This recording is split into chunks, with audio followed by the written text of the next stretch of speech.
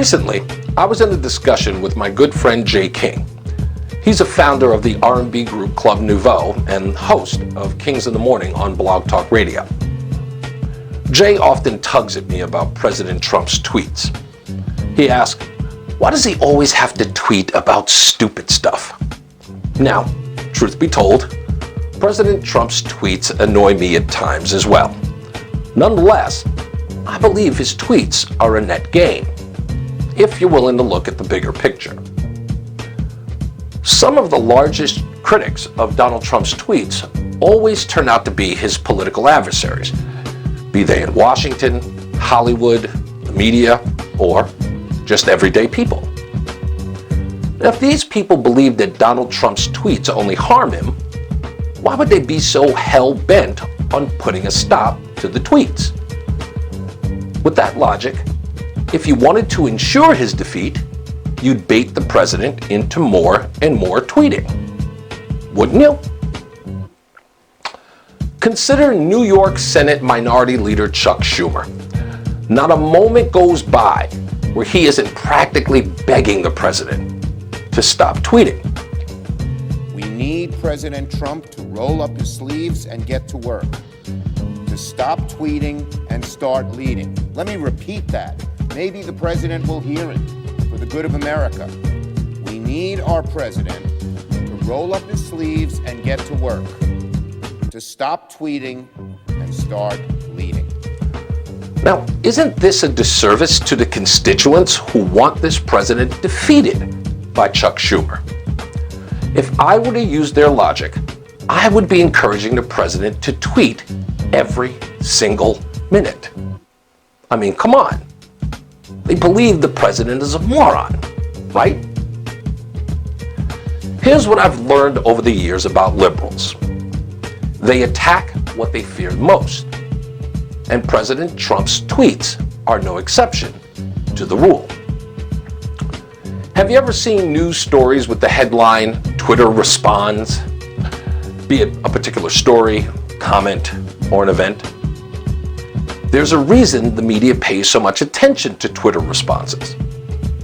The tweets represented usually support the viewpoints of the media outlet or person in question. Here's a few from the left-leaning website Mediaite. And if you search Twitter Reacts on Google, you'll find everything from Twitter Reacts to the UFC, Beyonce presenting Colin Kaepernick with the Muhammad Ali Award, or Robin Roberts' Bye Felicia comments, even NFL injuries. Why dedicate any time or space to the average citizen's response to a news story? Well, that's easy. The left-stream media is the precursor of groupthink. If you took their word for it, you'd believe everyone on Twitter thought President Trump's tweets about Senator Kirsten Gillibrand was sexist and abhorrent, or that Doug Jones's defeat of Roy Moore in the Alabama special election was to the delight of all the people who voted for Roy Moore. Am I to believe every tweeter is a Democrat leftist? Well, that's the idea. Sort of. You see, Twitter was never intended for the likes of Trump or his supporters. Twitter is around to galvanize young leftists and left ideology and suppress any to the contrary.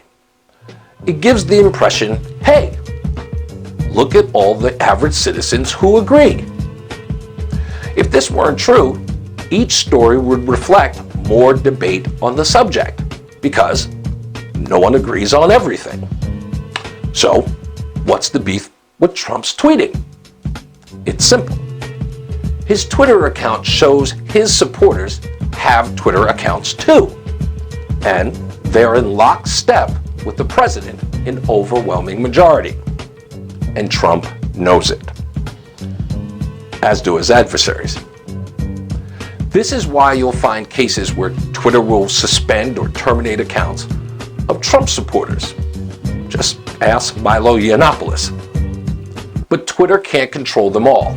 So they pretend to be so concerned for the president and his tweets. They say he's got to stop tweeting.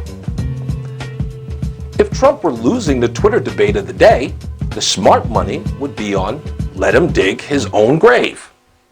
Wouldn't it? I'm Reese on the radio.